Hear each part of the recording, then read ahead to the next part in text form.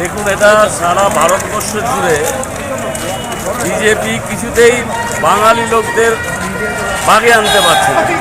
পশ্চিমবাংলায় যারা বিজেপি করে তারা অধিকাংশই অবাঙালি লোক। এই জন্য এই রাগে মমতা ব্যানার্জিকে আটকাতে পারছে না। এই রাগে সারা ভারতবর্ষে নিরীহ বাঙালি লোকদের উপরে অত্যাচার শুরু করেছে।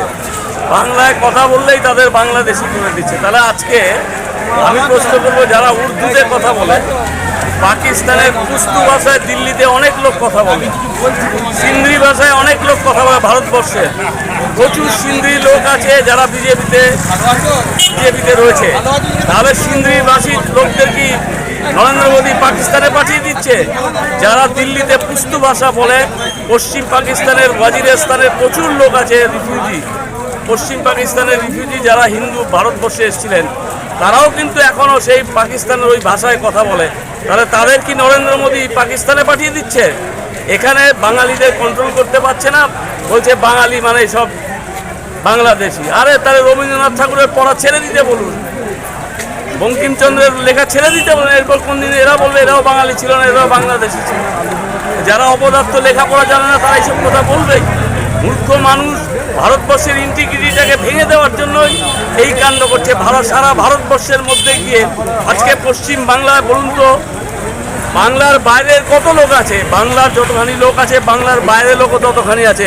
এখানে সবাইকে নিয়ে মমতা ব্যানার্জির একটা সরকার চলে। আমাদের এখানে দেখুন, বিহারের লোক তৃণমূলের নেতা আছে, উত্তরপ্রদেশের লোক তৃণমূলের নেতা আছে, বিভিন্ন প্রদেশের লোক তৃণমূলের সঙ্গে জড়িত আছে।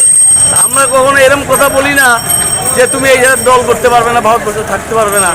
বিজেপি যে কাজটা করছে, নিজেদের কবর নিজেরাই খুঁজছে। 26-এ আরও হারবে, যা পেয়েছিল তার চেয়ে 10 ভাগের 1 ভাগ সিটও পাবে কিনা সন্দেহ। এরা বরাবরই বিজেপি পার্টিরা বাঙালি বিদ্বেষী।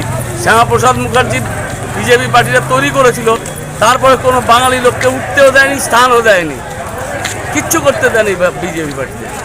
আজকে বলুন তো, কেন্দ্রীয় মন্ত্রিসভায় পশ্চিমবাংলার এতগুলো এমপি, সব 2-3টে মন্ত্রী দিয়েছে, হাফ প্যান্ট পরা মন্ত্রী। কেন একটা ক্যাবিনেট মন্ত্রী নেই?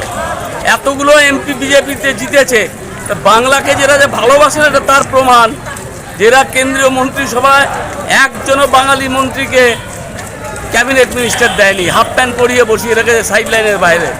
এরা কোনোদিন মন্ত্রিসভার মিটিংও ঢুকতে পারে না, কিচ্ছু করতে পারে না। সামনে 21শে জুলাই মানুষকে কি বার্তা দেবেন? মানুষ স্বতঃস্ফূর্তভাবে যাবে।